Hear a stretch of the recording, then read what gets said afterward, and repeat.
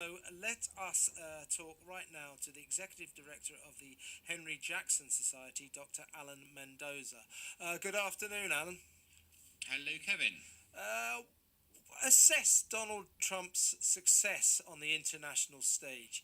I mean, there were the showy events where he went to North Korea, where he communed with China, but he achieved great things in the Middle East, didn't he?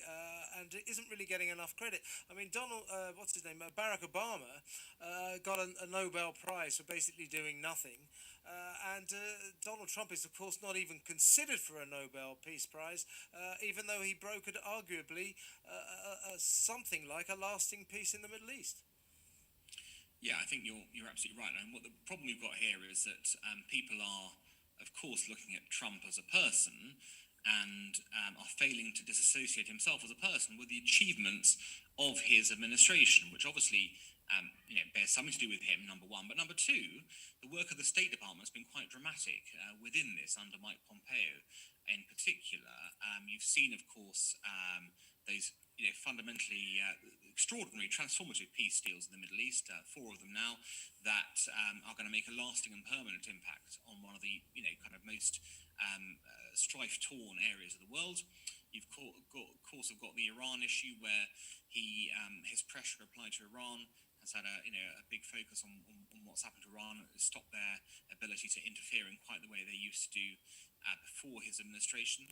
You've got even the news, yesterday of the genocide sort of assignment to what's going on in Xinjiang province. And there's no doubt that Donald Trump has woken up the world to the threat that China poses to freedom, democracy, human rights, and of course its strategic sort of issues. And there are other bits you can point to as well. So, and he got people in NATO to spend more money on defence, which every American president's been trying to do since day one. So, when you consider that as a whole, he's really moved the ball on foreign policy, and I think you're right. He's not going to get the credit for it because he's Donald Trump, but he probably should do. And if you look at it dispassionately, he would do. Indeed, as I say, I think Barack Obama got the Nobel Peace Prize just for being Barack Obama. Donald Trump has probably achieved far more than Barack ever did abroad, and yet no one's even talking about it. In fairness to Joe Biden, he has advised against dismissing all of Trump's foreign policy achievements. So fair play to Joe on that front. What about America withdrawing from the Kyoto Agreement, the climate change agreement? I mean, what I feel about this is, okay, it was possibly not the most diplomatic thing to do, possibly slightly petulant, a typical piece of Trump wrecking ballism. He likes to be unconventional and to cause disruption just for the sake of it.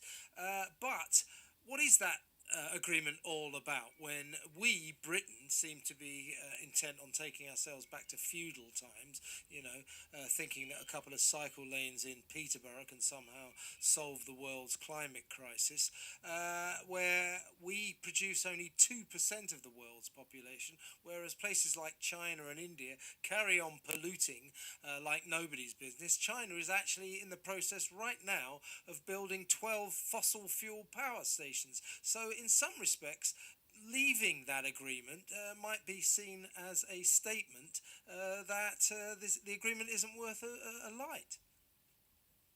Well, you're absolutely right. Look, this whole climate change agreement has been a very controversial one, of course, from the point of view of what it's actually. Can I just stop you for a second there? I just got to announce that Joe Biden has finally arrived at the Capitol building and has just walked up the stairs with his wife and Kamala Harris. So here he is, ready for his big moment, entering the Capitol building.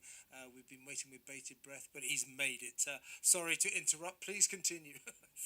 No, that's a great moment visually. So, look, the situation here is you've got an attempt here, at least, to control emissions. Obviously, we all know that this has to happen. I agree with you. When you look at certain aspects of it, you can query whether the countries that do the most polluting are really the ones who are suffering the most from it. But, didn't you hear President Xi just a couple of months ago saying how China's going to lead the way in this? I mean, you don't believe him for a second there? You're No, right. I don't. It's very odd to think. No, of course you don't, because, as you say, fossil fuel is at the core of the Chinese economy, and it was a nice way to contrast Trump, was it not, to say things like that? Look, the reality is that China is the world's biggest polluter right now. it is still kind of locked into fossil fuels. We're doing quite a decent job here of kind of changing the structure of our economy. There's no doubt in my mind that if a free market-based approach to this is possible, which I think it is, whereby it turns out that renewable energy is much cheaper than fossil fuels, then everyone will win from this, won't they? And that's the situation we need to end up in. We need to be in a place where renewables work and please, the green lobby, but it also pleases people who want our economy to be based on a very different way to they are now. And of course, renewables give us control strategically of our own energy resources in a way that we can never do so when we're importing stuff from overseas. So there are good reasons from a security perspective as well as a green why you want to be down the path of cutting emissions and getting off the fossil fuels. But it does need to be applied to the world's biggest polluter. And that's the place you're going to see the most action. Yes, I think that the next time Extinction Rebellion want to block a bridge, they should go and block a bridge in Beijing, because that's what do you think would happen to them? Exactly. I think they get a slightly tougher treatment than they get in London. Last question, Alan. Do you think history will look back on Donald Trump's presidency a little more kindly than it is being assessed right now? Because it's so many people are saying, oh, it's the darkest phase, the darkest era ever in the history of America. But it wasn't all bad. He got the economy going. If it wasn't for the coronavirus crisis, I think he would have been a shoo-in for a two-term president. Do you think history will be kinder to him than that we are being to him right now? I think probably not, because history is written by the victors at the end of the day. And I suspect in Trump's case, his detractors are so strong that they will end up writing the history of this period.